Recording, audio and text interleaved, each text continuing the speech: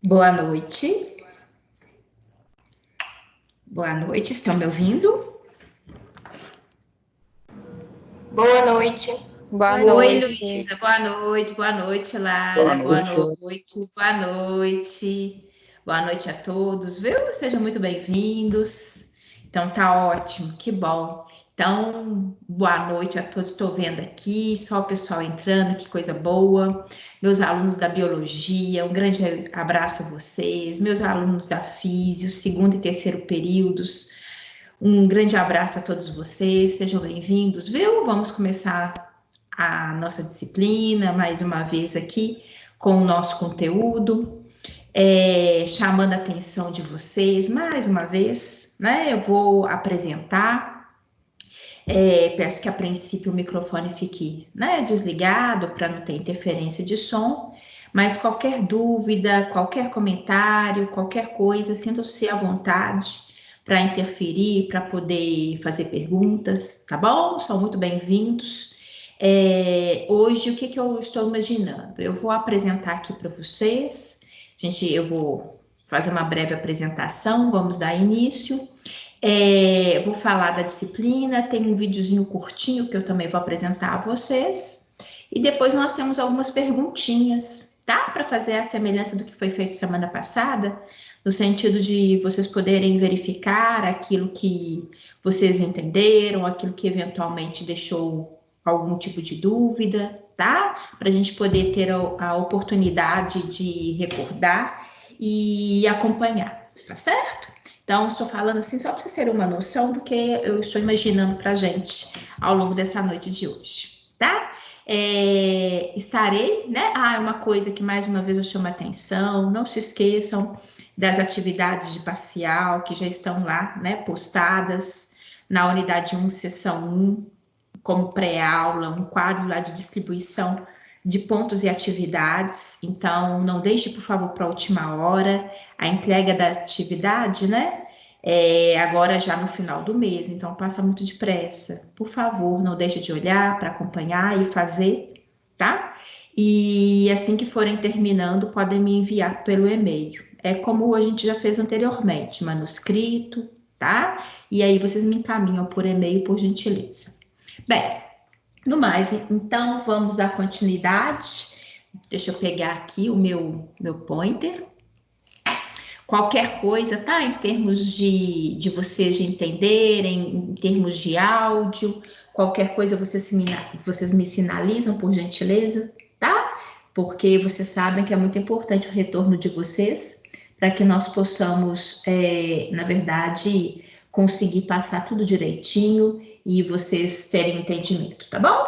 Então, no mais, vamos, tá? Como nós iniciamos, né? Nós iniciamos anteriormente a nossa unidade 3, cujo assunto é resistência e reparo do organismo. E hoje, de uma maneira específica, né, nós vamos trabalhar, vocês vão ver, com o assunto sobre a inflamação, tá? Vou apresentar a vocês os processos inflamatórios. É importante a gente chamar a atenção, né? O que tem a ver a esse processo inflamatório, a química da inflamação em relação à nossa unidade, né? Na verdade, todo esse processo de reparo, tá? Ele está intimamente relacionado com a nossa reação inflamatória. Na verdade, sem a qual ela não ocorre. Então, o reparo, ele é importante uma vez que ele é um mecanismo, né, de ação do nosso corpo a tentar reparar, a minimizar os danos promovidos por um processo inflamatório, tá bom? Então, eu vou aqui iniciar com vocês e reparem que logo de início eu coloco essa imagem, né, para nos chamar de fato a atenção. Reparem aqui, né, nessa imagem, nós podemos observar, isso aqui é uma estrutura ocular, né, a região palpebral, e, e é necessário a gente informar, uma vez que a própria imagem, né, reparem como que ela promove até uma certa deformação na região. Então, o que nós estamos verificando aqui, acredito que todos consigam perceber, uma grande situação de edema, né? Que inclusive descaracteriza bem essa região. Uma área bastante avermelhada, né? E além de outras características que nós vamos comentar, porque faz parte do que a gente vem construindo, né, a respeito do processo inflamatório, que são aqueles sinais cardinais, né? Mas aqui uma característica evidente que nós podemos perceber é justamente esse edema essa caracterização de um rubor, né, que é essa vermelhidão. Bem, então, o que significa inflamação? Né? Já que nós vamos tratar sobre todos esses mecanismos da química inflamatória, então o que é inflamação? Só para vocês terem uma noção, né? A palavra, ela tem a etimologia, ela vem do grego, e no grego ela significa pegar fogo. Acredito que a partir daí já seja bastante intuitivo para a gente, né? Pegar fogo, uma coisa que quente, né? Que associa-se muito justamente a uma característica clássica da inflamação, um dos sinais cardinais, que é a febre. E a característica, obviamente, quando a gente verifica aquele rubor, né? Daquela sensação de vermelhidão, de intensidade, principalmente de vascularização, como nós vamos verificar adiante, né? Então, a etimologia da palavra, ela já nos remete a uma característica justamente associada a esses sinais cardinais, né? O processo inflamatório é uma reação complexa, e de fato né? E é importante, interessante destacar, porque tenho certeza que vocês, né? Todos nós já passamos por processos inflamatórios, né? Vários, dos quais aí a gente consegue recordar e perceber o tanto que aquele processo inflamatório, quando ele está atuante, né? Nós percebemos vários agravos teciduais, vários agravos ao nosso organismo em função a essa resposta, né? Então, ela é uma reação complexa que eu vou apresentar a vocês. Ela envolve aqui etapas, ela envolve, na verdade, mediadores químicos, né? Dos quais, consequentemente, são importantes para chamar a atenção do nosso corpo de que algo não está adequado e que precisa ser reparado, tá? Nós vamos verificar que essa reação inflamatória é uma reação que ocorre frente a vários agentes nocivos, né? E aí tendo ou não a participação de micro-organismos. Tá? Na verdade, o processo inflamatório ele ocorre muitas das vezes até em função uma resposta do nosso organismo frente a agressão diversas, cortes, machucados, né? E até mesmo uma própria ação do nosso sistema imunológico. Então, tudo isso pode promover um processo inflamatório, tá? Além, logicamente, que a partir de um processo, de uma presença de micro-organismo, processo infeccioso, eu também posso ter uma extensão para um processo inflamatório. Sempre, né, como comentei com vocês, existe uma complexidade, né, eu vou até chamar a atenção aqui em relação a isso. Existe ela uma reação realmente complexa, porque ela vai envolver vários princípios.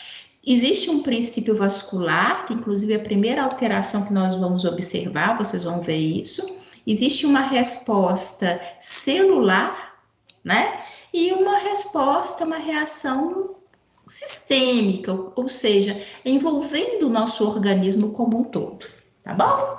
Então, isso que eu estou falando aqui, para que vocês possam ter a dimensão do que nós vamos tratar ao longo de hoje. Bem, olhem só. Como eu falei com vocês, deixa eu mudar aqui, porque senão eu vou sair rabiscando tudo. Como eu falei com vocês, na inflamação, e ela é muito complexa, mas o primeiro fator, o fator que nós denominamos preponderante, né, que vai ocorrer inicialmente, é justamente uma alteração da nossa vascularização no local. Tá? Vocês vão ver que nós teremos uma vasodilatação que vai promover, inclusive, o recrutamento de células, de defesa para o ambiente, e inclusive também a passagem de material plasmático para o local.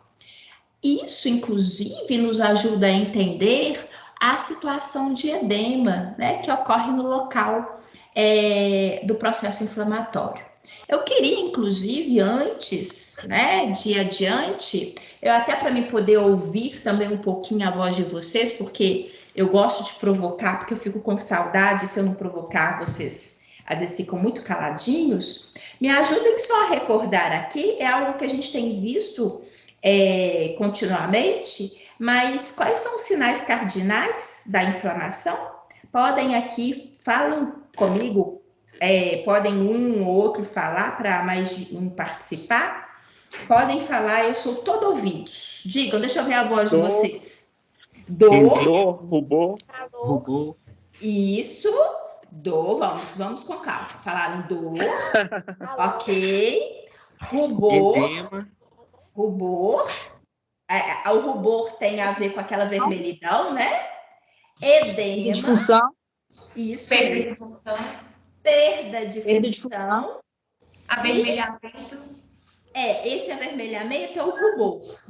Tá faltando uma quinta, que eu acho até que falaram, se não me engano. Eu vou repetir aqui só para vocês verem o que está faltando. Vocês falaram rubor, que é a vermelhidão. Vocês falaram o edema, dor, perda de função, e tá faltando calor. o calor, que corresponde Espera, deixa eu ver aqui, gente. Deixa eu dar um aqui. Pode, lógico, para vocês participarem, tem que desligar o microfone, mas se não, é muito barulho aqui. Ok, então, exatamente, que é bom, é isso. Foi bom que pelo menos eu ouvi um pouquinho da voz de vocês. Exatamente. Vocês me falaram, então, né, desses sinais cardinais, que são os 5 pilares, né? O calor, que era o que estava sendo esquecido, que significa o aumento de temperatura, que é a febre, o rubor, que é a vermelhidão, o edema, né? Vocês falaram da perda de função, né? Então, todos esses aspectos dos quais nós estamos aqui associados, por que eu estou falando disso? Porque a partir do momento, né, que vocês me falam, por exemplo, do rubor, ele tem a ver justamente com esse aumento do fluxo sanguíneo em relação à área que nós vamos ver. Na hora que vocês me falam do edema, tem a ver justamente com essa característica do aumento de plasma para a área. Então, são fatores que eu quero que vocês percebam que aquilo que a gente vê desde o início, como características de um foco inflamatório, aonde que ele está dentro desse princípio complexo, né? Dentro dessa ação envolvendo vascularização, mediadores químicos, estruturas celulares. Então, isso que é muito importante para a gente fazer esse contexto, tá bom? Então, é exatamente isso e vocês lembraram direitinho. E aqui, chamando a atenção, né, que como eu falei com vocês, um processo inflamatório, ele possa ter início, por exemplo, quer seja por um machucado qualquer, quer seja por uma presença de um agente infeccioso, enfim, inclusive até por situações orgânicas, né? Às vezes alterações celulares, alguns órgãos específicos, até cavidades internas, órgãos internos, nós possamos vir a apresentar inflamação. Então, é muito importante a gente também chamar a atenção de que, na verdade, todo o processo inflamatório, ele tem como objetivo, né? Ele vai ter, a gente sempre destaca o seguinte, existem 2 objetivos para um processo inflamatório, tá? A primeira coisa é a tentativa do nosso organismo de neutralizar o evento da lesão. Então, quer seja o que tenha ocorrido, né? Houve uma lesão naquele ambiente. Então, um dos objetivos do processo inflamatório é neutralizar aquilo que aconteceu, tá? E segundo, é tentar reparar aquilo que foi danificado. Então, existem esses dois princípios básicos nos quais nós vamos ver aqui. E nós vamos observar como é que o nosso organismo consegue, né, quais que são as etapas, os processos pelos quais ele precisa de cumprir na tentativa de cumprir esse objetivo, que é, né, o objetivo central desse processo inflamatório. Embora, na hora que eu falo inflamação, se eu falar aqui inflamação na garganta, todo mundo provavelmente vai lembrar de um episódio e vai falar assim, nossa, eu já tive um processo inflamatório na garganta que foi, né, me levou, realmente foi péssimo, tive que pegar atestado, eu fiquei mal, enfim. A gente não tem necessariamente uma recordação muito positiva dos nossos processos inflamatórios, né? Embora, por que eu estou falando disso? Porque a inflamação, inclusive com os seus objetivos, ela tem, na verdade, um intuito de defesa. É uma característica de defesa do nosso organismo, né? Pode nos promover danos em função disso, né? Possa, inclusive, gerar prejuízos orgânicos, sim. Nós vamos ver, tem situações, por exemplo, que um processo inflamatório possa levar a processo de cicatrização que vai ser permanente, permanência de algumas alterações teciduais, enfim. Mas o objetivo dele é de defesa, é gerar ao nosso organismo um mecanismo de defesa, tá? Nem todo o processo de defesa necessariamente vai ocorrer sem alguns prejuízos ou sem algumas intercorrências que venham ser sentidas por nós. Mas o objetivo central é que no final de tudo haja, né, a resolução daquele caso que foi o foco inicial de lesão, tá? Bem, como eu falei com vocês, a característica objetivo final é justamente o reparo, é fazer que haja um reparo tecidual, para que aquele ambiente que foi agredido, seja ele por qual motivo for, qualquer que tenha sido o tipo de lesão, para que ele possa ser reparado. Inclusive, né, da melhor maneira possível e de preferência que não deixe, inclusive, nenhuma cicatriz. Embora nem sempre isso ocorra, né? Nós vamos ver que existem algumas situações em que o processo final, ele gera algum tipo de cicatriz, algum tipo, né, de alteração que será perceptível e se manterá né, posteriormente a esse processo. Como eu falei com vocês, a inflamação é um processo, é um mecanismo de defesa do nosso corpo. Eu até chamo a atenção de vocês, porque eu sempre venho destacando isso, né? Por exemplo, lembrando a vocês que dor ninguém gosta de sentir, mas é mecanismo de defesa. Processo inflamatório também não é. Embora também a gente não tenha grandes recordações, boas recordações de inflamação, o mecanismo, do ponto de vista fisiológico, é puramente de defesa, né? E como eu falei com vocês, na tentativa de recuperar o local que foi lesionado. Agora, como eu falei com vocês, possam eventualmente ter, né, ocorrer algumas situações em que a gente preferiria que não tivesse ocorrido, né? Como, por exemplo, situações de sequelas, né? Nós vamos ver adiante, existem casos de hipersensibilidade à frente, alguns processos inflamatórios que possam ser super danosos ao nosso organismo, né? Conferir a nós, inclusive, situações até de relativo risco, alguns casos específicos, tá? Além de poder também, né, promover, como eu falei com vocês, a situação do queloide. Só para vocês entenderem essa imagem que eu coloquei aqui representativa, quando eu estou falando dessas possíveis, né, alterações advindas da inflamação, o que vocês têm aqui é um desenho esquemático de uma pele, né, chamando a atenção daquela região da epiderme e da derme, tá? E que aqui, ó, isso que está representado aqui para nós é uma situação em que houve um processo de cicatrização e que ele é denominado de queloide.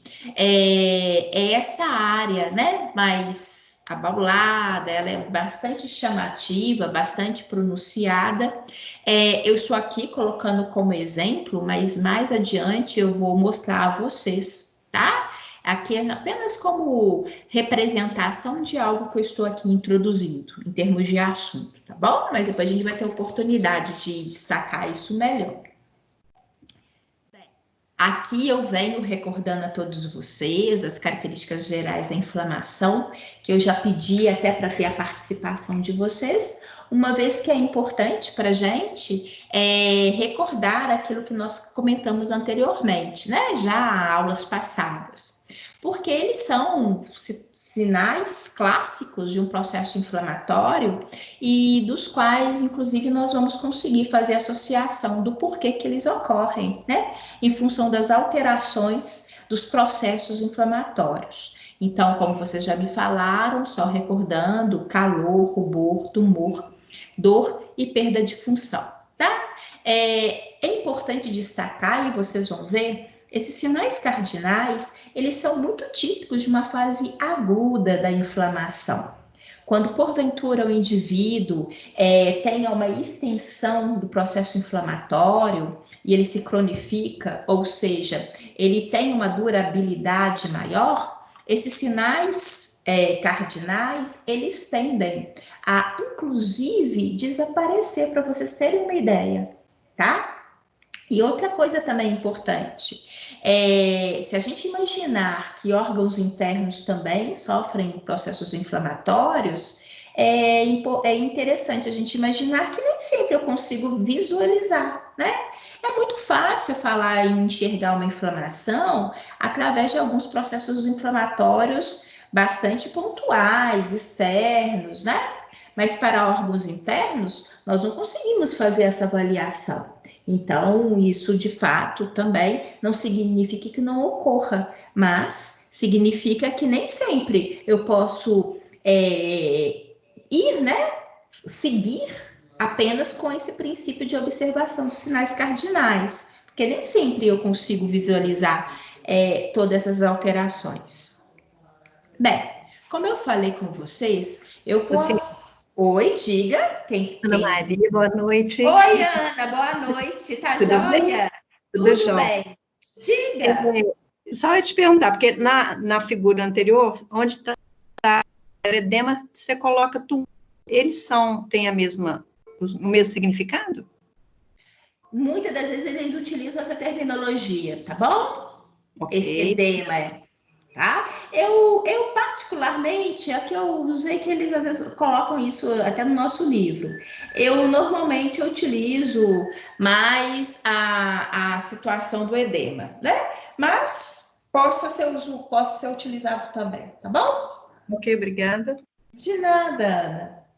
Isso, qualquer coisa, podem perguntar e podem participar, tá bom, gente? Bem, aqui, como estávamos falando, né, o principal foco, né, inicialmente, a primeira característica que nós iremos observar é a alteração dos vasos sanguíneos. Inclusive, até depois um videozinho básico que eu vou colocar para vocês, vocês vão ver, existe uma vasodilatação. O fato é que todo esse processo ocorre muito associado a mediadores químicos, né, que vão ocorrer no local da lesão. Então, isso que nós vamos ver. A partir do momento que existe um tipo de lesão, as células danificadas, elas começam a liberar mediadores químicos, tá? Como nós vamos ver, como histamina, como serotonina, que vão, na verdade, ter um recrutamento para o local. E aí vai desencadear essas alterações, inclusive, como eu estou falando, essas vasculares. Elas são importantes, primeiro, porque nós iremos observar que a partir do momento que existe uma alteração vascular, haverá também alteração entre as células epiteliais que que formam, né, o vaso sanguíneo, promovendo aqui espaços entre elas e, consequentemente, permitindo a passagem de células de defesa para o local atingido. Além, né, do que eu comentei com vocês, de que nós teremos também a evasão do material plasmático, que é aquela parte aquosa presente no sangue, que também acabará evadindo para esse ambiente. E que aí, no caso de uma maneira específica, promoverá o que a gente denomina do edema, né? Que é aquele aumento de líquido extracelular nesse local.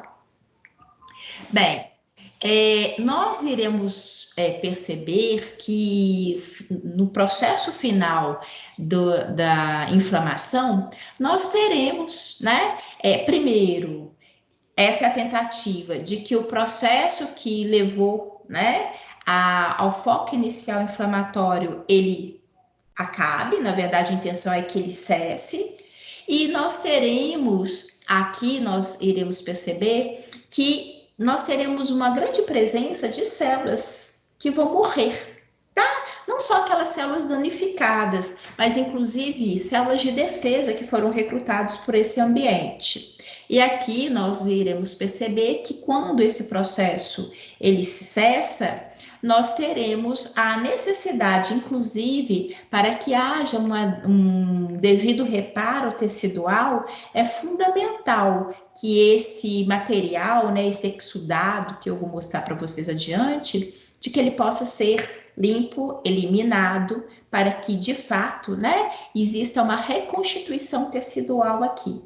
Então, esses são princípios básicos e importantes que se ocorram para que, de fato, eu tenha, no processo final, um devido reparo aqui, né, tecidual. E você pode até me falar, Luciene, e se porventura essa situação de lesão, né, ela não for resolutiva?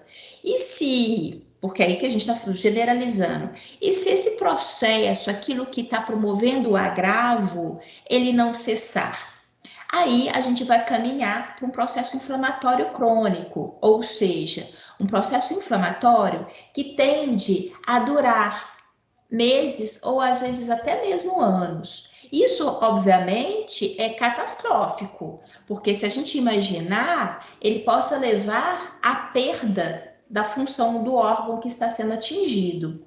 Mas é uma situação que a gente vai verificar mais lá na frente. O importante, né, é que eu chame a atenção de vocês, isso é possível, né? Porque na hora que a gente fala de uma inflamação relativamente por causas, né, domésticas, coisas relativamente pequenas, fica fácil de imaginar que no instantinho o meu organismo consegue resolver e findar esse processo. Mas existem algumas situações que elas são mais danosas, elas vão persistir e eventualmente, às vezes vai ser mais difícil, né, essa situação de reparo. É justamente por isso que dentro do processo inflamatório nós podemos distinguir em dois momentos, inclusive eu já citei anteriormente, que é a inflamação aguda, que é aquela inflamação que está ativa, aquele processo onde ele está ocorrendo naquele momento, ele iniciou-se, né? E ele está agora com as características de alteração, assim, no auge, né? A inflamação aguda, ela se caracteriza por durar pouco tempo. Na verdade, ela tem a duração de horas, no máximo alguns dias. Em média, às vezes a gente fala muito 3, 4 dias, tá? A partir do momento que exceda esse limite de tempo, nós já temos um processo inflamatório que é considerado crônico, ou seja, ele cronificou.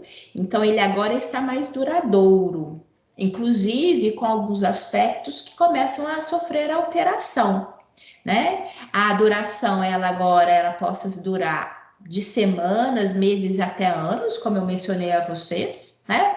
Por exemplo, existem processos inflamatórios que ocorrem em órgãos internos e que, por durar, inclusive, uma situação de anos, possa ser que no final, né, dessa jornada, o paciente ele consiga verificar que ele tinha uma inflamação né, que persiste, que é uma inflamação crônica, mas que ele tenha perdido a funcionalidade daquele órgão. Então, só para vocês terem uma noção, o quanto que isso daqui, né, ele possa se estender para situações muito mais danosas e muito mais severas ao nosso organismo, tá? É porque é tão tendencioso, né, a gente falar de inflamação, e na grande maioria das vezes as imagens, elas aparecem para nós assim, né, como uma lesão relativamente simples. Então, é muito importante a gente imaginar, embora muitas das vezes os exemplos que nos norteiam, até mesmo nos livros textos, são essas referências mais corriqueiras, isso se estende a processos patológicos mais intensos, né? Bem, aqui eu só chamo a atenção de vocês para essa imagem, porque o autor está nos mostrando justamente o que eu mencionei, que é a primeira característica do processo inflamatório, que é a alteração vascular. Nesse momento, o que acontece? Em função, né, da liberação de mediadores químicos como a histamina, isso ocorreu justamente nesse local onde houve dano tecidual, nós teremos um aumento, a estrutura vascular ela vai se dilatar, inclusive nós teremos o aumento do fluxo sanguíneo para essa região, e aí, como eu já tinha dito anteriormente, todas aquelas alterações do epitélio vascular. Só recordando a vocês que é algo que nós já vimos lá no passado, mas quando nós temos células, né, de defesa, que são os leucócitos, e de uma maneira mais específica, essas primeiras células que vão chegar até aqui são os neutrófilos. Então, quando eles saem dos vasos sanguíneos e conseguem, né, fazer essa migração, esse processo aqui é o que nós denominamos de diapedese, né? E aí eles virão para esse ambiente, cujo objetivo desse tipo celular, já que é uma célula fagocitária, é realizar fagocitose, ou seja, englobar, inclusive, possibilidade de englobamento de micro-organismos que porventura estejam nesse ambiente, tá? E aí começar um processo de defesa tecidual. Eu comentei com vocês que a inflamação aguda, ela é inicial, né? Caracteriza-se pelo início ali do processo, início daquele processo de lesão, e inclusive é o momento onde eu tenho mais característico todos os sinais cardinais, né? Como vocês podem observar aqui nessa imagem, dá aquela sensação, inclusive, de edema. Vocês vão ter oportunidade, tem outras imagens adiante, que quando o ambiente está edemasiado, eu não só percebo essa característica do inchaço, né, desse aumento do volume, mas se vocês fizerem, às vezes, uma comparação, o local edemasiado, ele tende a estar mais brilhoso, tá? Que é uma característica possível de ser observada por vocês, né, nesse acompanhamento em termos dessas imagens. Então, de uma maneira geral, isso é perceptível, isso é possível de ser observado por nós, e isso realmente permeia em termos de observação ao longo aqui desses ambientes com inflamação aguda, tá? Como eu falei com vocês, essas alterações vasculares, inclusive, não só daqueles ali presentes inicialmente, nós teremos, inclusive, um aumento de uma microcirculação, vasos, né, capilares, que também terão, inclusive, um aumento de fluxo sanguíneo naquela região, tá? Com toda a ativação que eu falei anteriormente também, inclusive celular. Nessa imagem, eu gosto muito dela porque ela nos remete de uma maneira muito clássica à inflamação aguda, né? Na verdade, quase que a gente consegue sentir a dor desse indivíduo, né? De tão intensa que está esse processo inflamatório. Reparem vocês aquela característica que eu falei anteriormente, né? Daquele brilho que ocorre no tecido, onde está edemasiado.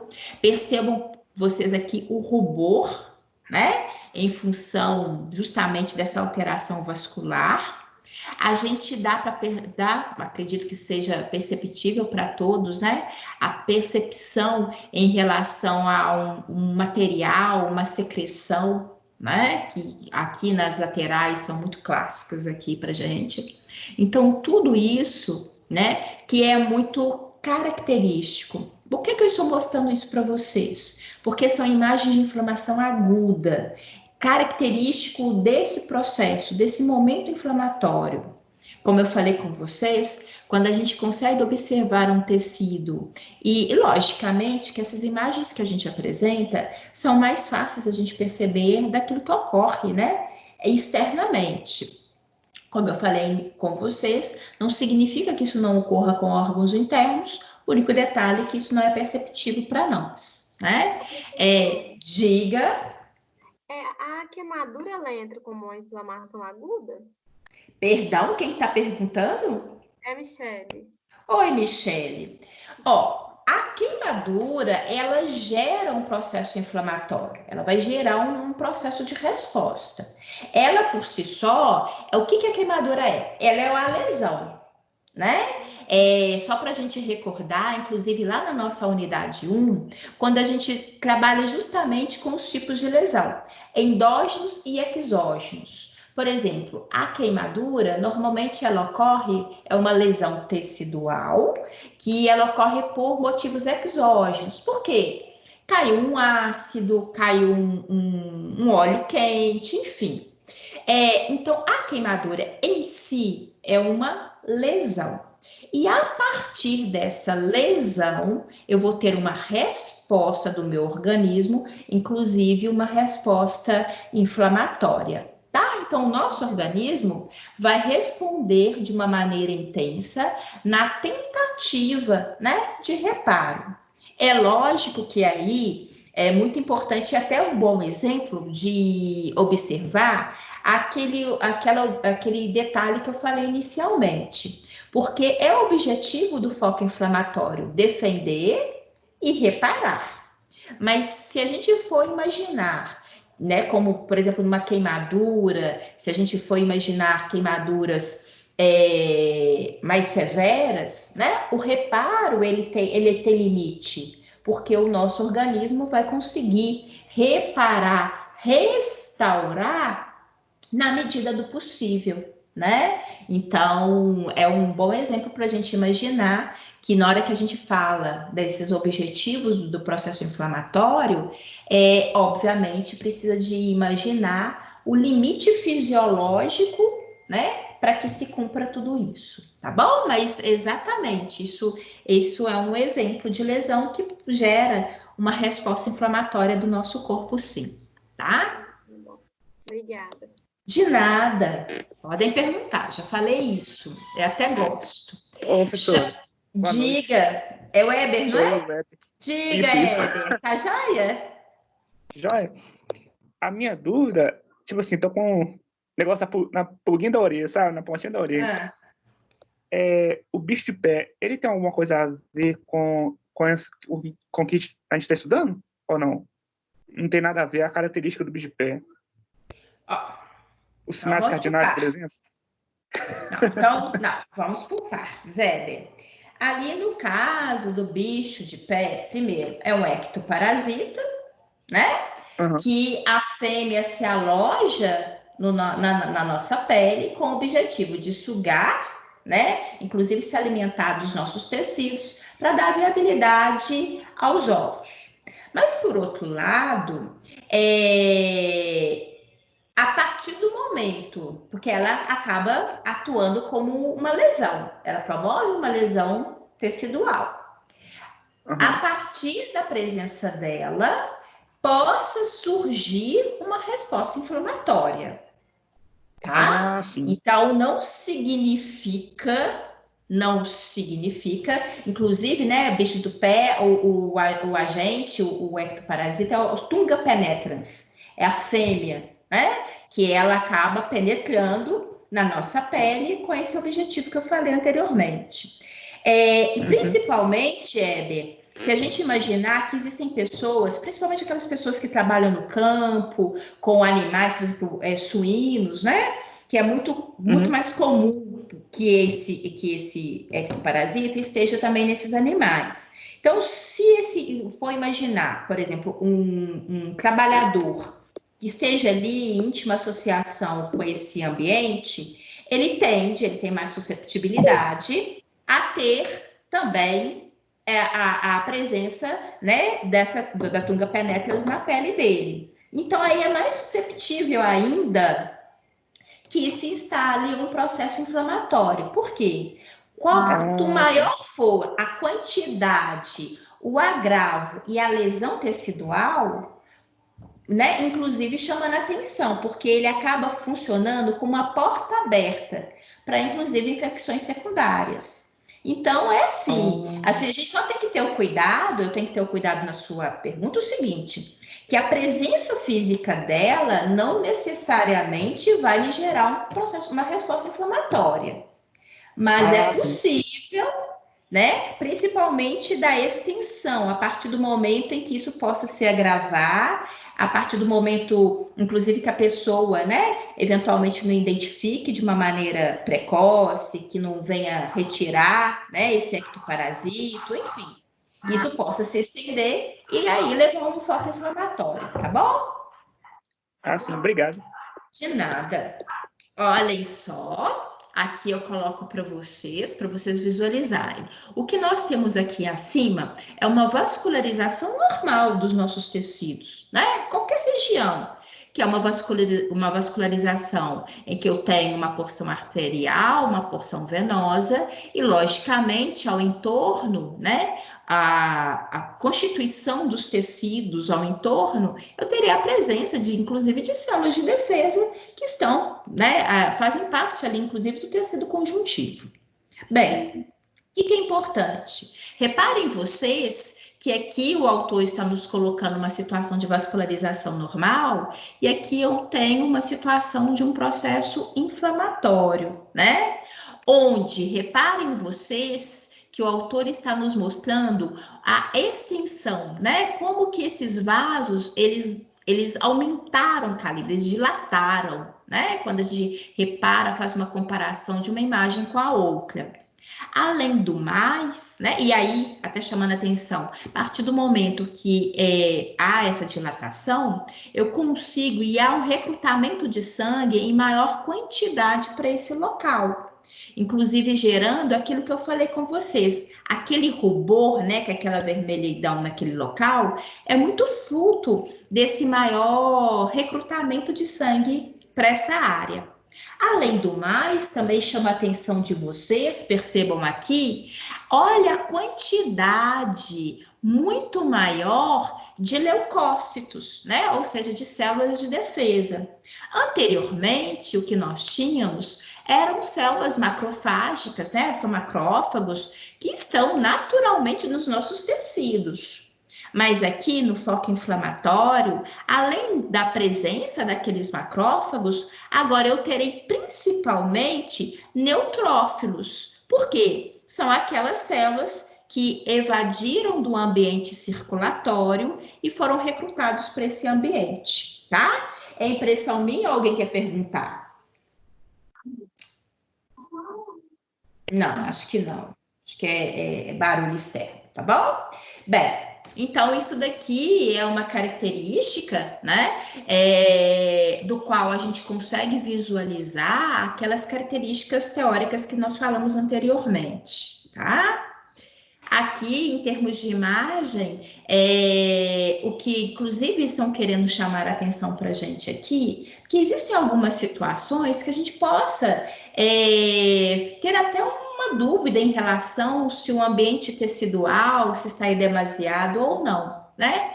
Uma característica é, se nós, né, colocarmos a mão naquele ambiente, naquele tecido, como está aqui, né? Eu não preciso apertar muito, não. Mas só da gente posicionar a mão e retirar, a gente vai perceber que se o ambiente estiver demasiado, essa área, ela tende a ficar marcada, né? Logicamente que depois vai se desfazer, mas ele fica marcado, ele fica aqui com os sinais, né? Daquele local que você meio que pressionou. Isso é muito indicativo de edema. Isso ajuda a distinguir, né? Nem sempre, às vezes, a situação de edema é tão clara e tão visível como grande parte, às vezes, das imagens que a gente coloca. Bem, como eu falei com vocês, a partir desse momento que eu tenho sinais cardinais mais evidentes, mais clássicos, onde eu tenho todas as primeiras manifestações clássicas de uma inflamação aguda, se o processo, né, de lesão, aquilo que gera, inclusive o agravo persistir, nós temos a tendência a prosseguir com esse processo inflamatório. E aí a gente cai dentro de um processo que nós denominamos de inflamação crônica, cujas características eu vou apresentá-las aqui para vocês agora. Olha só. Oi? Alguém quer perguntar? Amanda, você quer comentar alguma coisa? Não, gente, eu acho que não. Eu vou fazer o seguinte, eu vou aqui, ó, só um minutinho. Eu vou, porque eu acho que ela deixou o microfone ligado e, na verdade, não quer perguntar. Então, deixa eu fazer assim para não atrapalhar, tá bom? Bem, olhem só. Aqui na inflamação crônica, como eu estava falando com vocês, ela se caracteriza muito a partir do momento que nós teremos algumas manifestações, elas parecem que vão se tornar mais brandas ou até mesmo inexistentes, tá? Como eu falei com vocês, ela se prolonga muito em virtude do agente patológico, ou seja, aquilo que levou à agressão, ela, na verdade, ele não foi destruído, né? E ele se mantém. Então, isso gera uma situação cronificada. Reparem a vocês que como que eu consigo, né, fazer uma distinção tecidual e imaginar que aquele ambiente inflamatório, ele já é mais de longa data. Quando, além daquelas células de defesa clássica, como os macrófagos, nós agora começamos a ter também uma grande presença de linfócitos, tá? Por quê? Os linfócitos, como nós vimos semana passada, são células, né, mononucleadas, e elas são importantes na resposta celular e até mesmo moral. E a partir do momento que exista essa cronificação da resposta inflamatória, nós começamos a ter esses tipos de resposta, tá? Então, é clássico, em termos de observação, inclusive em cortes histológicos, a presença desse tipo celular. Aí você pode falar assim, na prática, né? O que isso é importante para nós? Na prática, gente, vocês imaginem, há alguns momentos que nós possamos vir a fazer exames de diagnóstico, exames de análise, né, dos nossos órgãos internos, e às vezes é necessário fazer uma biópsia, né?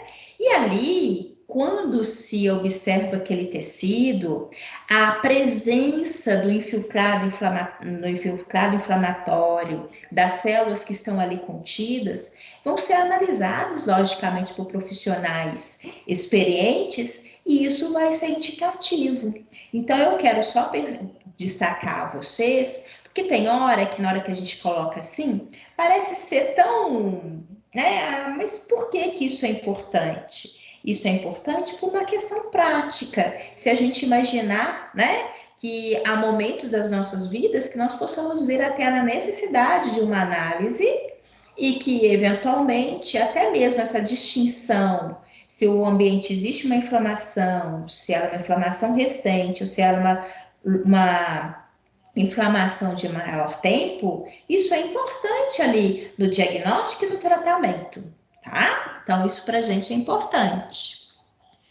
Coloco aqui para vocês uma outra, né, que são os resultados da inflamação aguda, que é com a sua resolução, e posteriormente um processo inflamatório crônico. Então, se vocês observarem, olhem só, eu tenho aqui no polo superior dessa representação um processo inflamatório agudo, tá? Que, como eu falei com vocês, é inicial. Inclusive com alguns processos clássicos que eu mostrei anteriormente para vocês. Mas aqui o autor está nos mostrando também uma outra possibilidade, que é diante desse foco inflamatório agudo, inicialmente, né, bastante persistente, ele possa se manter ao longo do tempo, ele possa progredir. E aí eu tenho uma situação inflamatória crônica, cujas características que nós vamos verificar, inclusive, olhem só, deixa eu mostrar aqui. Alguém quer perguntar alguma coisa? Pode falar. Não, tem hora que eu animo, parece que alguém quer perguntar alguma coisa.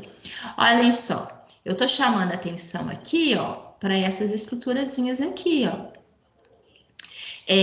Isso daqui, senhores, é a formação de novos vasos. É, inclusive, uma terminologia que nós utilizamos, que é angiogênese, ou seja, a gênese, né? Ou seja, a formação de novos vasos. Então, isso é característico de um ambiente, de um processo inflamatório que já se cronificou. Ou seja, e vocês também possam me perguntar, Luciene, se porventura faz um exame, faz um diagnóstico de uma inflamação crônica, eu consigo avaliar e dizer de uma maneira bastante específica, né? Quanto tempo já existe essa inflamação? Não, tá? Nós não conseguimos medir intervalo de tempo aqui. A gente consegue imaginar, eventualmente a gente pode até imaginar que já tenham meses ou até mesmo anos, mas nós não conseguimos mensurar, falar, ó, com precisão o intervalo de tempo em que está ocorrendo aquele processo, tá?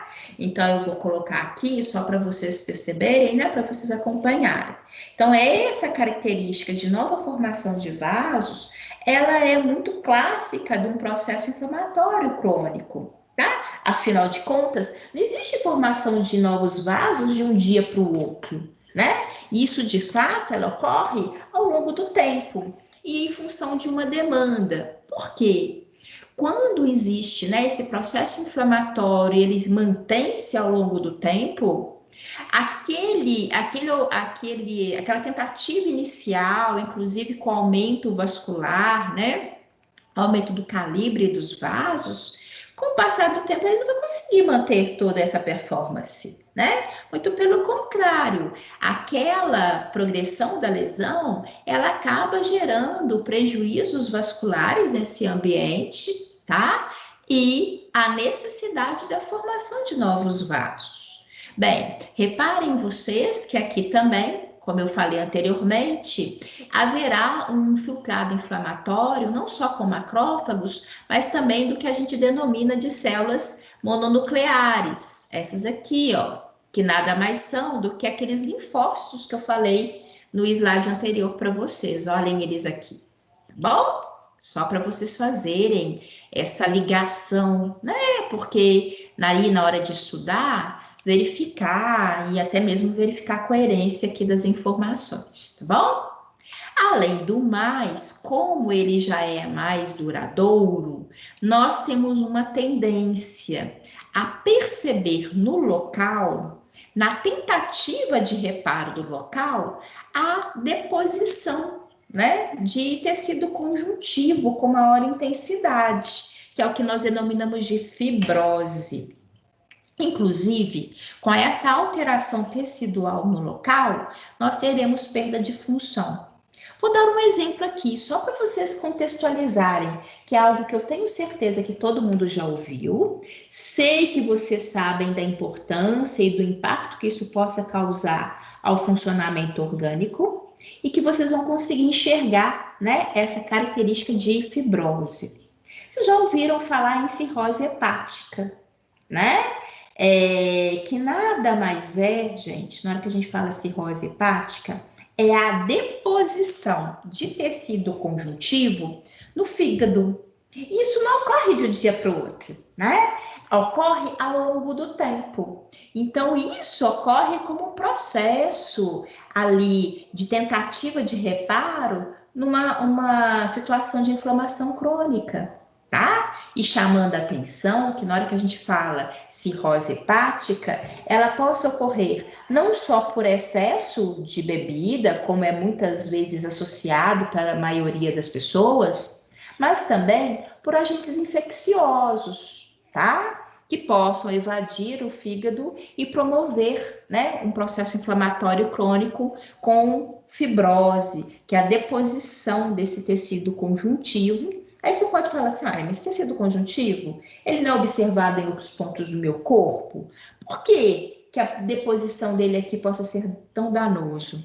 Imaginem, gente, é a substituição de um tecido, né, por outro. E eu acabo tendo aqui, a partir do momento que eu tenho a maior presença de tecido conjuntivo, reparem, é um tecido que está longe de ter a mesma função de um hepatócito, né? Dentro desse exemplo, ou em qualquer que seja, qualquer que fosse o local. Estou só contextualizando para vocês entenderem melhor, né? Porque eu tenho certeza que essa terminologia vocês já ouviram falar.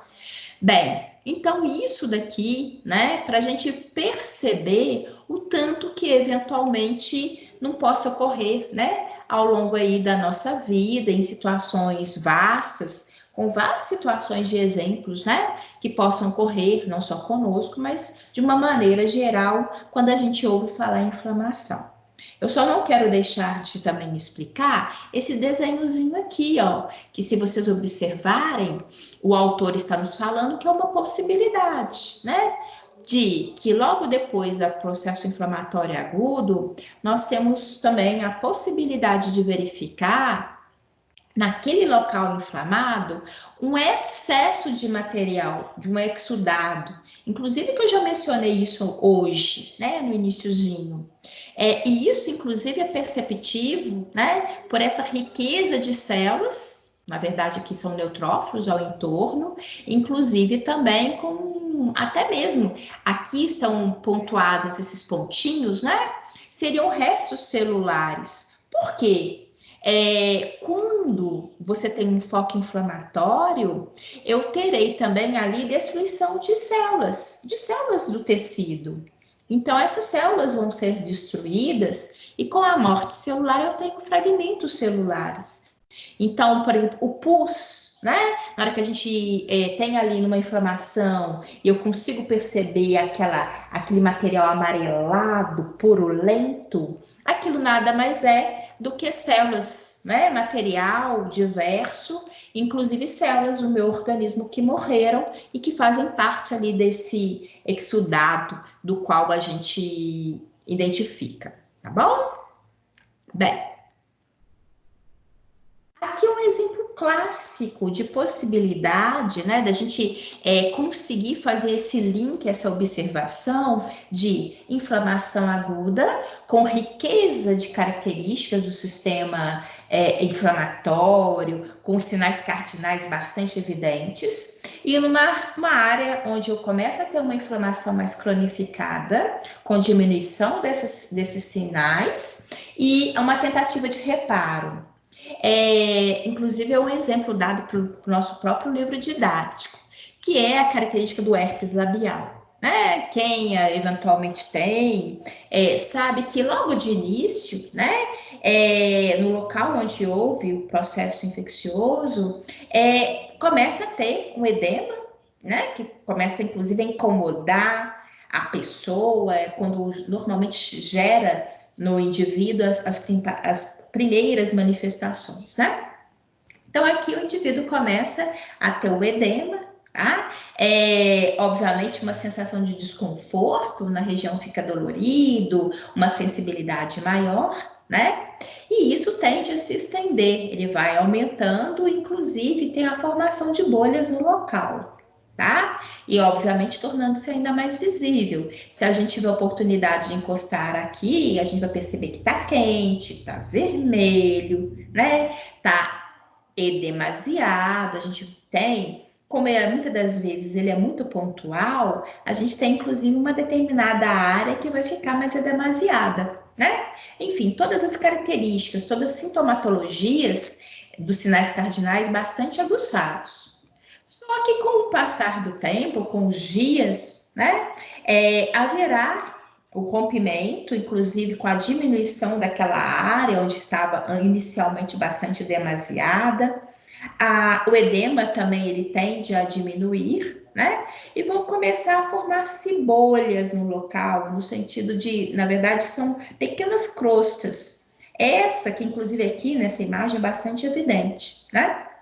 Isso daqui, na verdade, nada mais é do que a tentativa de reparo do nosso organismo em promover, né, a substituição pelo tecido original.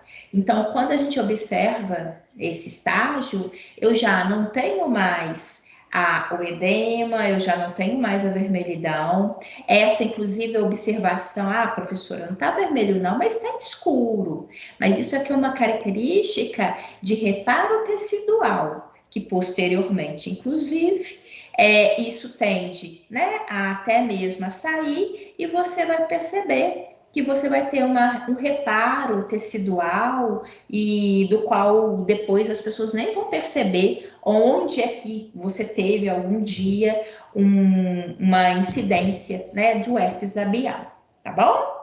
Então, isso daqui fica mais fácil da gente perceber, porque como ela se cronifica, mas essa cronificação ela possa ser acompanhada, né, por nós, e é de uma área bastante visível, facilita essas observações. Quem é que quer perguntar? Não, não. Bem. Aqui, né, eu venho chamando a atenção de vocês em relação àquilo, mas na verdade eu já falei, né, deve estar aqui o que eu comentei com vocês, para poder ficar aí posicionado. Posteriormente, só para vocês recordarem no contexto teórico, tá bom? Bem, eu já falei com vocês aqui hoje, mas está aqui justamente para vocês não esquecerem, permearem vocês aí ao longo, inclusive de questões. É muito comum, gente, chama a atenção de vocês que quando a gente fala de inflamação, e eu me preocupo em relação a isso, porque é um assunto que existe muito em provas, né? Não só as minhas, mas eu chamo a atenção provas de concurso, mais uma vez, né? E que, inclusive, eles gostam de fazer essa associação em termos de mediadores, características, fases agudas, crônicas, hipersensibilidade, enfim, são todos assuntos dos quais são importantes da gente em termos dessa fixação. Os principais mediadores inflamatórios, né, como eu já até mencionei aqui para vocês, são histaminas e a serotonina. Existem, inclusive, outros mediadores e até mesmo associados se vocês se recordarem, aos lisossomas. Lembram? Organelas citoplasmáticas, das quais apresentam enzimas digestivas, né? Eles também são mediadores inflamatórios. E eles são todos componentes, né, aminas vasoativos. O que significa isso? São mediadores químicos que vão participar daquele processo, tá? Inclusive de interferência na vascularização dos nossos vasos, tá? Aumentando a permeabilidade vascular. Então, eu tinha mencionado isso, inclusive em termos de um desenho esquemático que apareceu, mas está aqui para vocês não, né, ficar registrado e vocês não se perderem isso em termos de informação. Diga quem está falando. Oi? Sandra. Oi, Sandra, tá joia? Sandra. Tudo bem, Sandra? Tudo bem. Diga. Tudo, e você? Aqui, tudo tranquilo. É tipo o pessoal desligar os microfones, porque assim, está dando muita interferência nas aulas, sabe? Eu acho que todos nós somos colegas, todo mundo deve ser respeitado, né? E aí interfere, a sua aula começa a picar muito, entendeu? Mas tem alguns microfones que estão quietos aí. Ok, Sandra, eu peço, eu reafirmo aqui, inclusive, eu tenho, quando tem um barulho mais perceptivo aqui para mim, eu vou e ativo o mudo de todo mundo. Só que as pessoas conseguem, né, aí no particular, desativar o mudo dele até mesmo para poder participar. Então, olhem só, gente, eu reafirmo aqui o pedido da Sandra, tá? Aqui para mim, nesse momento, na hora que eu observo todos com o microfone desligado.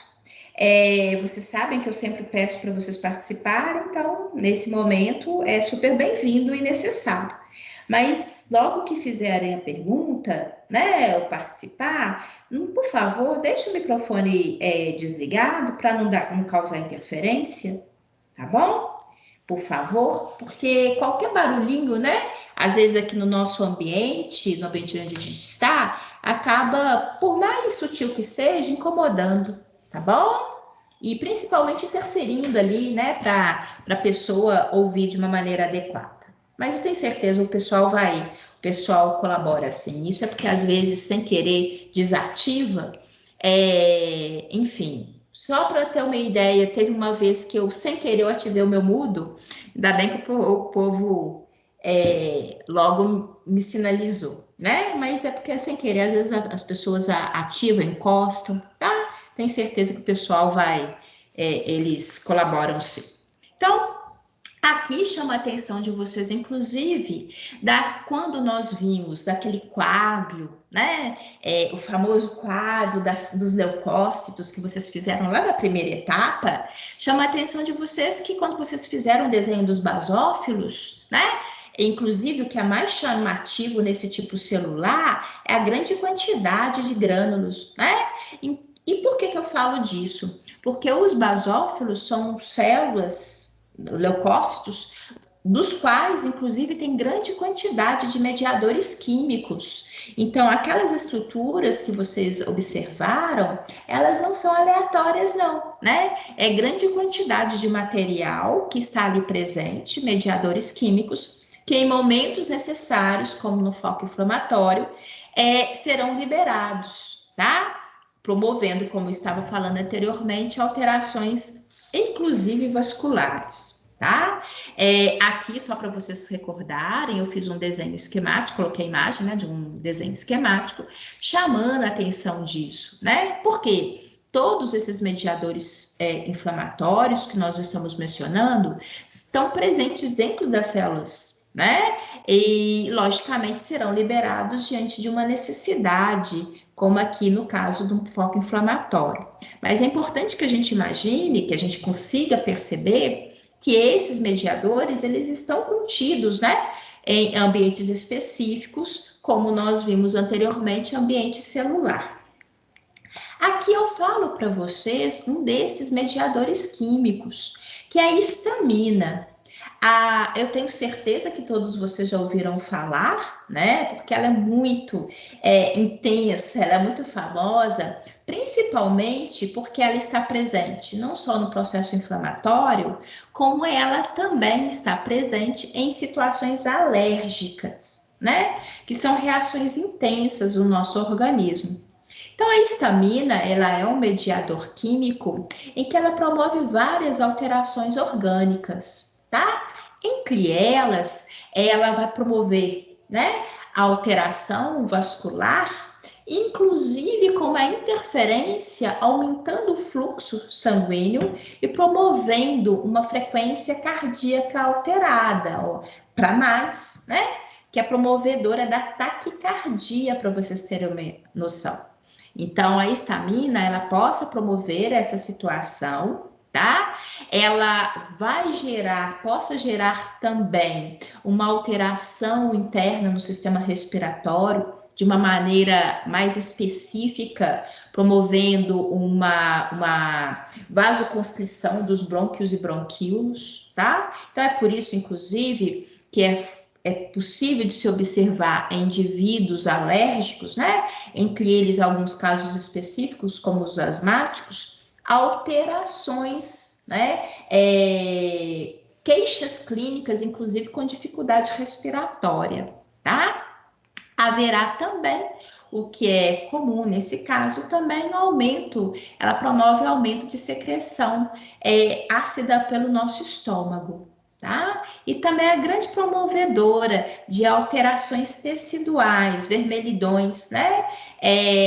Manchas que possam vir a ser dispersas pelo nosso corpo, manchas vermelhas em reações alérgicas, tá? destaco a vocês que existem, e aí eu tenho certeza que vários de nós já utilizamos muito deles, né, que nós denominamos antagonistas, porque são medicamentos que agem tentando, né, mediar esse processo, essa liberação exacerbada desse mediador químico, e que aí são os nossos antialérgicos comuns, né? Só para vocês terem uma ideia, eles promovem justamente isso, a diminuição, né? Uma vez que se eu estou com um quadro, inclusive, né, com esses sinais e sintomas, a minha tendência é precisar desse recurso, desses antihistamínicos, no sentido de diminuir a minha reação fisiológica, tá? E aí, consequentemente, também diminuir esses sintomas. Existem também outros mediadores que nós denominamos de neuropeptídeos. O que são importantes desses neuropeptídeos? Né? Para vocês, até eu acho que a própria terminologia já é sugestiva, né? Neuro nos remete ao sistema nervoso, né? Então, isso que nós vamos ver que de fato ocorre é que são peptídeos, ou seja, substâncias, né, que vão ser produzidas, tá? Por nossas terminações células nervosas. E isso é importante porque aí você fala assim, mas o que esses neuropeptídeos, porventura, têm a ver com essa situação de processo inflamatório que ocorre, que nós estamos mencionando? Por quê? Nós temos terminações nervosas dispersas pelo nosso corpo, né? Não só, eu não tenho células nervosas exclusivamente no meu sistema nervoso central. Nós temos células nervosas dispersas pelo nosso corpo como um todo, inclusive no nosso tegumento, ou seja, na nossa pele. Então, esses neuropeptídeos são mediadores químicos, sim, e que eles, nessa situação, eles acabam, né, ajudando a serem liberados em maior proporção, e eles vão nos dar aquela sensação dolorosa do processo inflamatório. Eu comentei com vocês que nós teríamos a oportunidade de verificar aqui, dentro desse contexto dos processos inflamatórios, a explicação em relação aos sinais cardinais. Então, quando nós estamos no processo inflamatório, nós temos a liberação, né, desses neuropeptídeos que vão nos dar a sinalização da sensação dolorosa, que, como já dito anteriormente, ela não é interessante, ninguém gosta de sentir dor, mas ela é extremamente importante, porque ela vai sinalizar, juntamente com o edema, com o rubor, né? A sensação de dor, normalmente, é o que mais vai chamar a atenção do indivíduo. É o que, a maioria das vezes, é o que nos faz, né, procurar uma ajuda, ou mesmo tomar uma iniciativa para cuidar do ambiente que foi lesionado. Por quê? Sensação dolorosa é uma sensação incômoda. Então, a tendência é que a gente tenha, no mínimo, a boa vontade de tentar diminuí-la, tá? Então, isso é importante, eles estão presentes, né? Eles também estão presentes no sistema nervoso central? Também estão, mas chamando a atenção de que eles não são exclusivos do sistema nervoso central, mas estão ali distribuídos ao longo do nosso corpo como um todo, tegumento, e também uma região muito importante, até mesmo na região gastrointestinal. É importante porque é uma área altamente suscetível a ter processos infecciosos e inflamatórios, né? E como é um órgão interno, do qual várias outras manifestações dos sinais cardinais, embora possam estar presentes, vão passar despercebidos por nós, logicamente que a situação de incômodo, de alteração, sensação dolorosa, né, tende a nos chamar a atenção de que algo não esteja muito adequado, tá bom? E só chamando a atenção de vocês que eles, como bom mediador químico, né, como bom sinalizador químico, vão interferir da mesma maneira dito anteriormente, para promover, inclusive, a maior permeabilidade dos vasos, com aquela mesma característica dita anteriormente. Aumento do fluxo, promovendo o rubor, inclusive podendo ter a evasão de plasma para a região afetada. Tá? Então, eu comentei com vocês hoje, no iniciozinho, que todo processo inflamatório, ele é uma situação de cascata, né, de eventos, e é uma situação complexa, do qual envolvem células e sinalizadores químicos, né? E com uma interferência vascular bastante importante, tá? Uma linha aqui, porque eu acho que sempre a imagem, né? Embora eu gosto muitas vezes de falar, coloco o texto, mas coloco a imagem, no sentido de fazer com que vocês possam observar, né? Possam guardar aí na mente de vocês essas características, né? E relembrá-las adiante. O que é importante aqui? O autor está trazendo para a gente essas informações, né? Característica, inclusive, aqui, ó, da maior permeabilidade do vaso, a evasão de células de defesa, inclusive, se a gente recordar no processo crônico, eu também tenho a migração de linfócitos, né? A presença de mediadores químicos, então, todo esse processo dito anteriormente. E aqui, uma outra característica também demonstrada pelo autor do ponto de vista aqui de desenho, é essa representação. Só para vocês relembrarem, fibroblastos são células que dão origem a novas células de tecido conjuntivo, né? Então, elas estão aqui presentes, o autor está nos colocando isso em relação àquela chamada de que no processo final da inflamatório, nós teremos como segundo objetivo do foco inflamatório que é o reparo. Então, é fundamental que haja a presença de células com essa capacidade, né, de dar origem a outros tipos celulares e, consequentemente, ajudar a ter ali a formação, né, de um novo tecido. Bem, e apresentar a vocês, eu já mencionei, tá, anteriormente, antes, que aí eu acho que fica interessante para vocês. Eu comentei que eu vou aí apresentar para vocês um pequeno videozinho sobre inflamação, né? Eu vou fazer isso agora. Ele é pequenininho mesmo, acho que são menos de 5 minutos, tá? É porque acaba que na representação ele consegue atingir coisas que às vezes eu falando não ficam tão claras. Eu vou, para apresentar o vídeo a vocês, eu tenho que aqui tirar esse PowerPoint para colocar. Eu já deixei ele aqui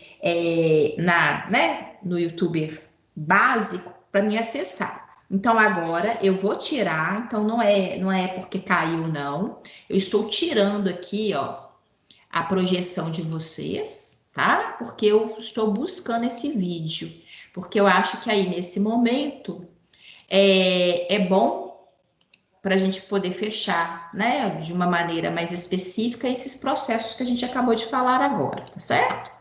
Então, espera só um momentinho. Eu tô aqui mexendo, agora eu tenho que compartilhar essa tela. Deixa eu ver aqui. Deixa eu ver se vocês estão vendo. Verifiquem aí para mim, por favor, que eu também vou olhar aqui, ó. Para mim apareceu. Apareceu? Ah, que ótimo, Hebe. Deixa eu ver aqui.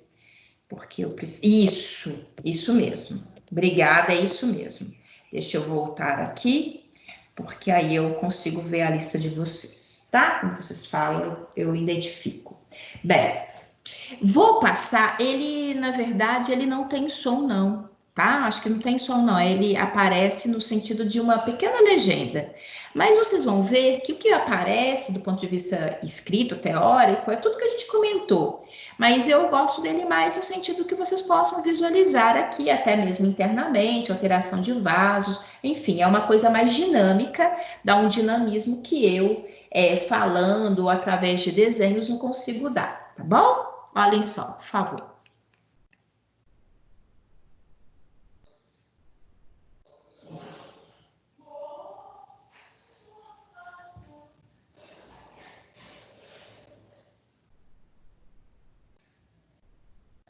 Reparem que, mais uma vez, o exemplo, né, é algo bastante doméstico, uma lesão relativamente pequena, que é muito clássico dos livros, né, de patologia, utilizar desse tipo de processo inflamatório para explicar.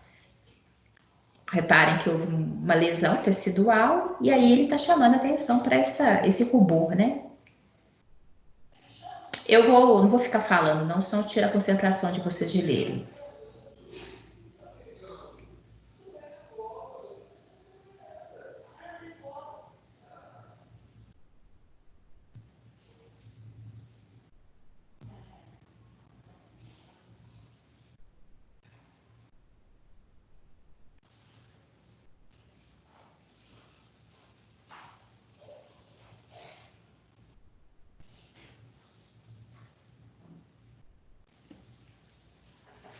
Reparem, né, que ele chamando atenção para essa alteração vascular, esse aumento de fluxo para aquela região afetada, né?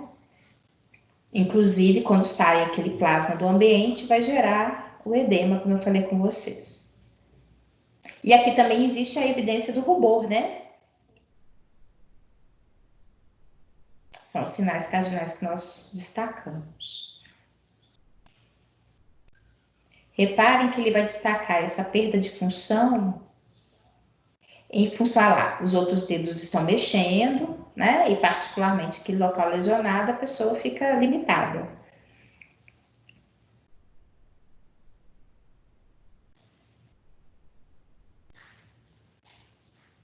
Essas células maiores aqui, gente, são os neutrófilos, né? Que é uma célula de leucócito que nós vimos, e ele realizando a diapedese.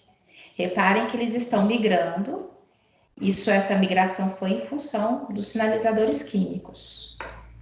E aqui continua essa migração mediada por sinalizadores químicos.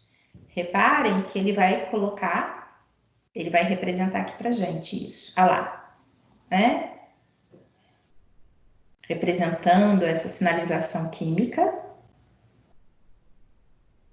recrutando essas células. Como elas são macrofágicas, elas realizam a fagocitose.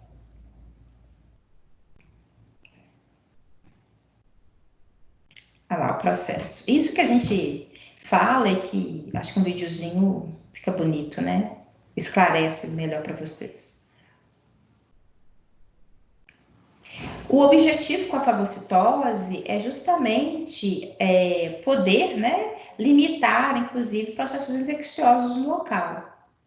Só que essas células, elas acabam morrendo também.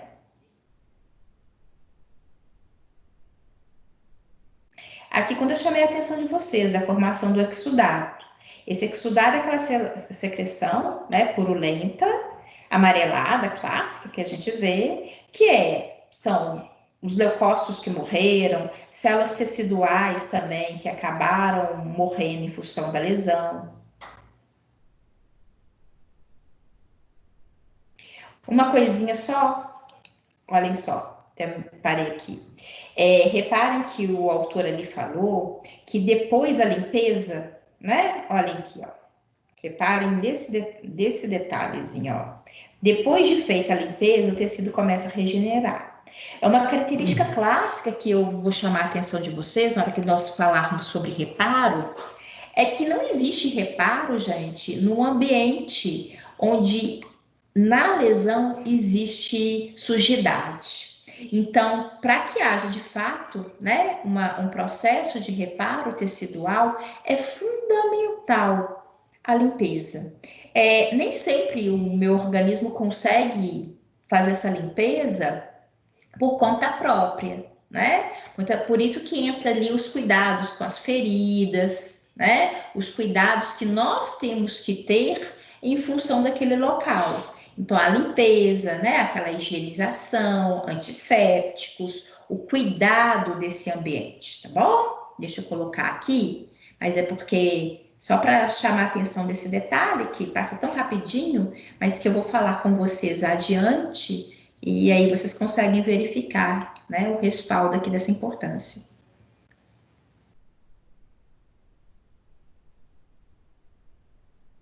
Aqui, aquelas células, né, os fibroblastos, que eu chamei a atenção de vocês na imagem anterior, né, que são células que vão possibilitar, né, essa renovação tecidual, para que seja necessário, seja possível o reparo. E, consequentemente, voltar ao processo de normalidade, tá? Eu coloco aqui para vocês, eu gosto, né? Embora ele seja, eu sei, bastante simples, mas é pela característica, né, dele nos colocar ali de uma maneira mais, do ponto de vista mais bonitinho, né? Mais didático para vocês, algo tão teórico. Deixa eu ver aqui, gente, eu preciso de compartilhar isso daqui. Porque falando e agindo aqui, eu vou falar com vocês. Não dá, não. Deixa eu aqui, ó. Olhem só, aos fibroblastos que apareceram lá e que eu tinha apresentado a vocês aqui, né? Então, só para vocês perceberem esse grau de importância, né? A presença aqui do que nós falamos em relação até à própria sistemática abordada no videozinho, tá bom? Bem, então tá. Porque aí, esse eu acho que era o melhor momento de apresentar esse vídeo. Agora, vou apresentar a vocês uma resposta, né, imunológica exacerbada, que é justamente uma situação mais intensa, tá? Muitas vezes essa resposta exacerbada, ela pode às vezes ser até mais danosa do que o próprio agente nocivo, tá? Então, isso daqui para a gente é importante. Não sei se vocês já ouviram falar, existem casos, né, até para contextualizar, hoje do que nós estamos vivenciando aí no novo coronavírus, eles acreditam, inclusive, que muitos desses casos mais graves, né, que inclusive possam evoluir para óbito do novo coronavírus, é justamente um caso exacerbado. São os sistemas imunológicos que começam a reagir, super reagir, né, frente a uma situação, frente à presença de um micro-organismo. Então, lógico, isso não se explica tudo, mas por que eu estou falando disso? Só para chamar a atenção de vocês. O tanto que, eventualmente, uma hipersensibilidade frente a um antígeno, eventualmente, embora a intenção seja boa, né? Porque, a princípio, o meu sistema imunológico, quando ele age, tem sempre uma intenção boa que é de defesa. Mas, às vezes, o excesso, né? Ele acaba sendo danoso, ou às vezes até mesmo mais danoso do que, eventualmente, o que estava acontecendo, tá? Bem, só estão colocando aqui para vocês esse conceito. Deixa eu pegar o meu pointer bonitinho aqui. A hipersensibilidade, né? Que é essa reação imunológica exagerada, tá? Então, nós vamos perceber que existem, sim, várias consequências, vários agravos à nossa saúde em função desse tipo de resposta. E existe, tá, dentro desse conceito, dentro desse sistema imunológico, a classificação da hipersensibilidade. Eu vou aqui fazer uma breve introdução, só para vocês entenderem, depois eu apresento, tá bom?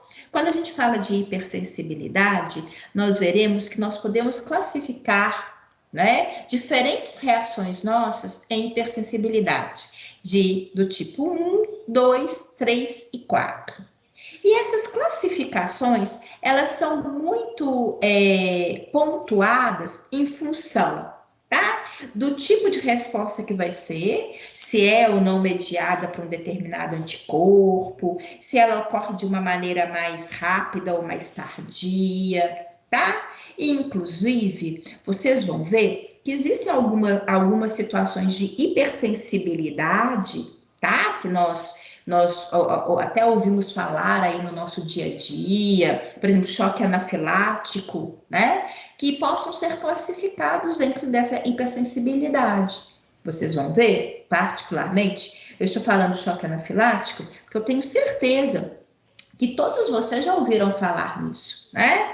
Que são situações que eventualmente a gente possa vir a ter frente, né, à exposição daquilo que às vezes o meu organismo considera como corpo estranho, né? Então é uma reação super aguçada que possa inclusive gerar agravos sérios à nossa saúde, né? Inclusive poder evoluir a óbito. Nós sabemos que choque anafilático ele mata, né? E a pessoa possa vir a ter reações tão contundentes, principalmente alterações do sistema respiratório, que chega a levá-lo, né, a situações como essa. Então, eu vou apresentar aqui a vocês, né, esses diferentes etapas de hipersensibilidade, graus de hipersensibilidade e a característica de cada um, tá? Olhem só.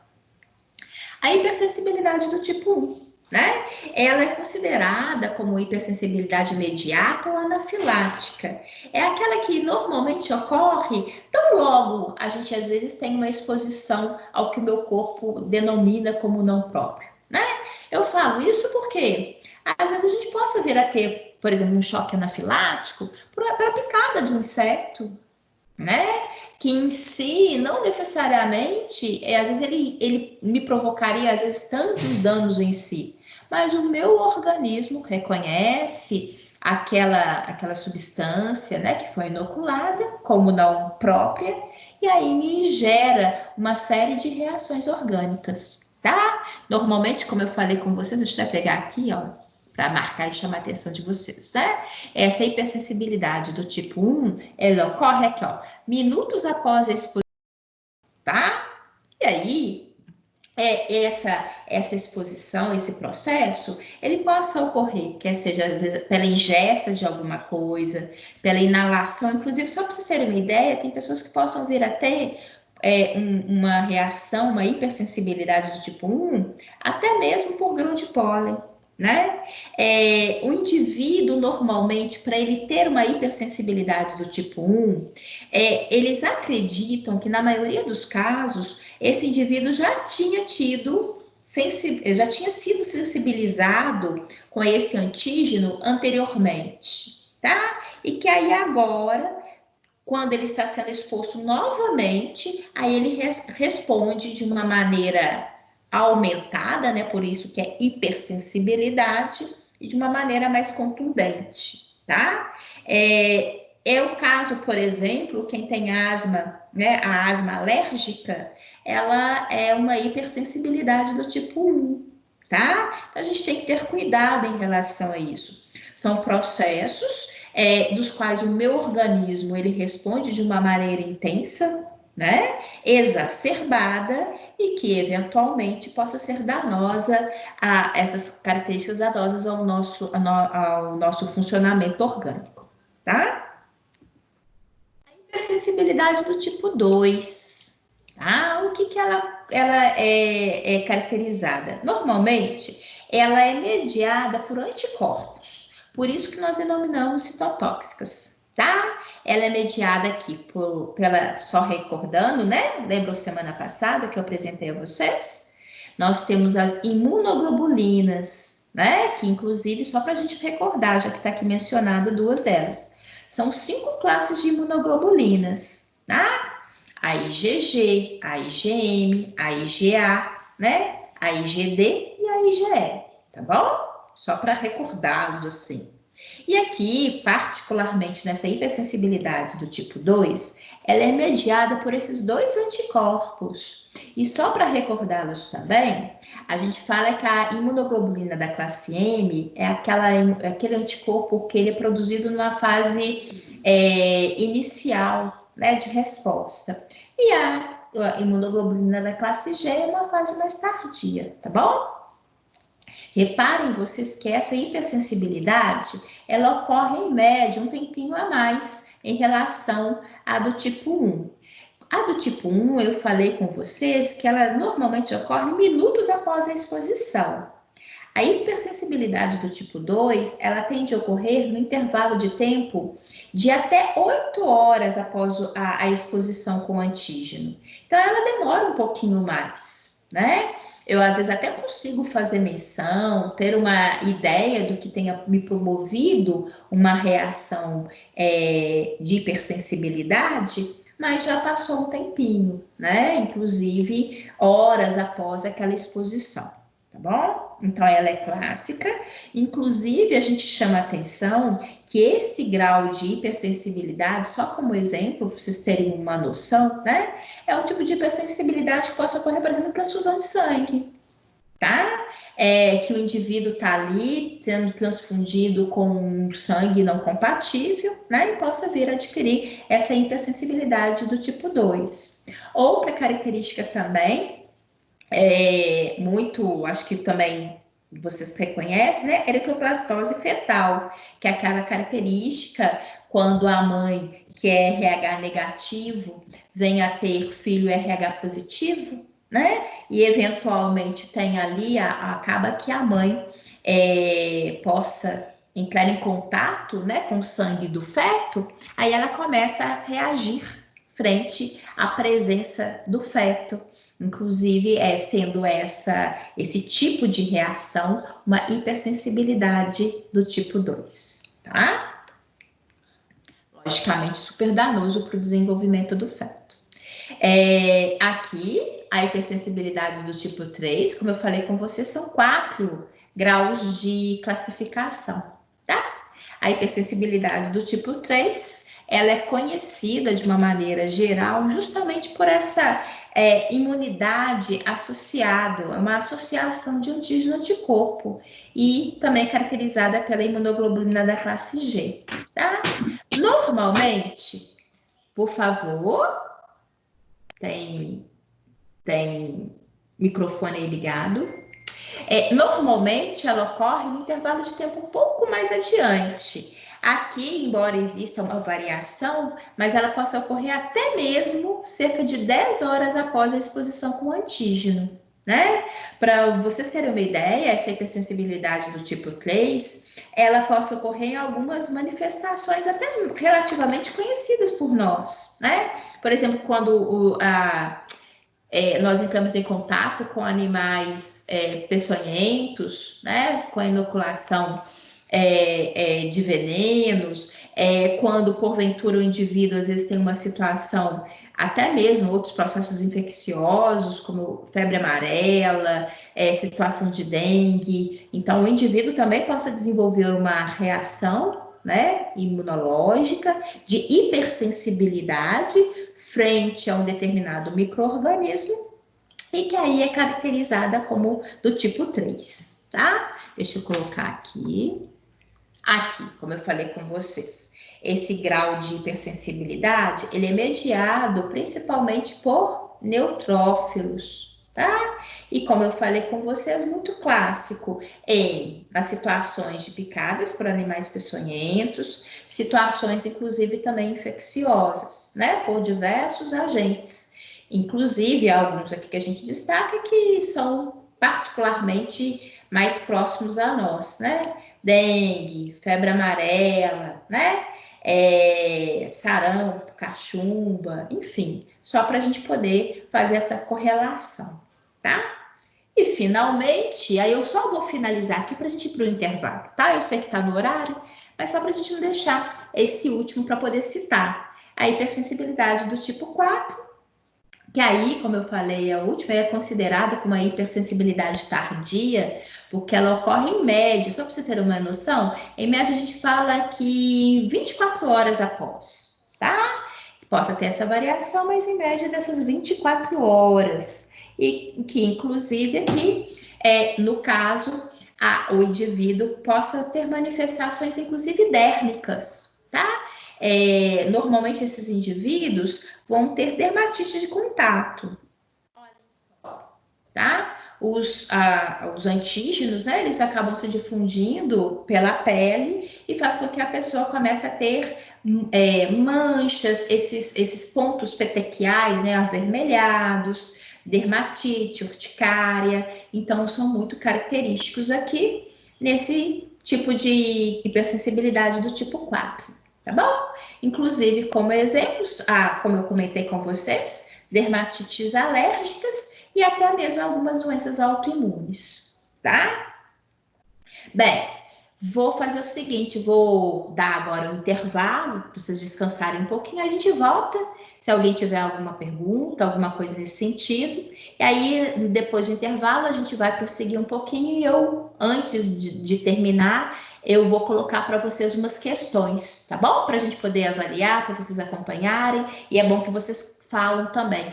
Eu acabo estimulando vocês a participarem, tá certo? Então descansem um pouquinho aí e a gente volta já já.